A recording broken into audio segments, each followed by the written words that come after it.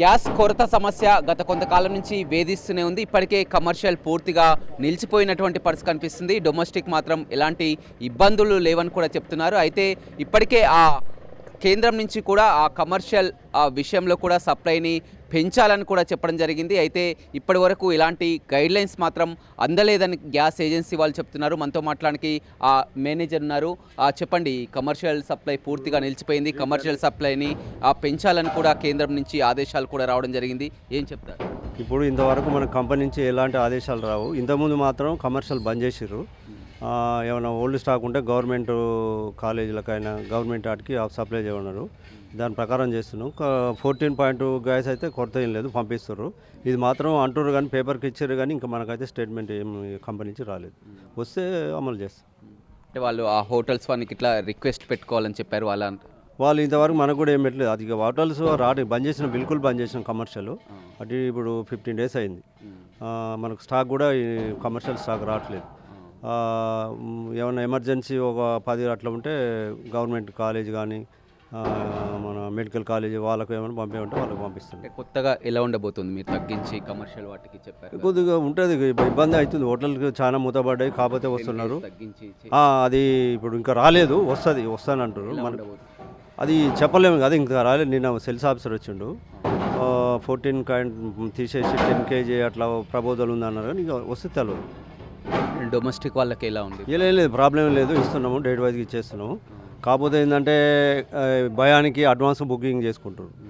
అట్లా చేసుకుంటారు. మనం కొద్దిగా డోర్ డోర్ చేయాలంటే ఇబ్బంది అవుతుంది. రోజు 300 బుకింగ్ అయ్యేది 600, 1000 అవుతున్నాయి. 1000 కాబట్టి ఏం చేస్తాం, సీరియల్ పెరిగిపోతుంది కదా, రోజు 600 నుంచి 1000 బుకింగ్ అవుతుంది. కాబట్టి కొద్దిగా ఇబ్బంది అవుతుంది. ఏంటంటే కన్జ్యూమర్ భయంతో ఎలాంటి ప్రాబ్లం లేదు, సప్లై వస్తున్నది. 14.2 సప్లై కంటిన్యూగా వస్తూనే ఉంది, ఇస్తూనే ఉన్నాం, ఎలాంటి ప్రాబ్లం లేదు. కన్జ్యూమర్ కూడా ఎలాంటి అపోహలు వద్దు, మంచి గ్యాస్ సప్లై మంచిగానే ఉంది.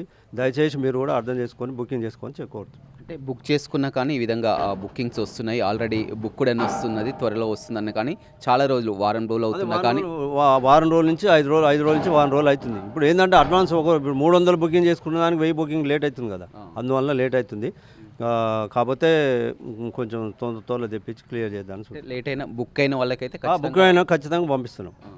కాకపోతే 5-6 రోజులు లేట్ అయినా కంపల్సరీ పంపిస్తాం. కమర్షియల్ విషయంలో మాత్రం ఎలాంటి గైడ్లైన్స్ ఇంకా రాలేదు, మాకు ఎలాంటి గైడ్లైన్స్ రాలేదు. పూర్తిగా నిలిచిపోయింది. పూర్తిగా ఇప్పుడు 15 days నుంచి ఇంతవరకు వాళ్ళ హాస్టల్ మొత్తం బంద్, హోటల్.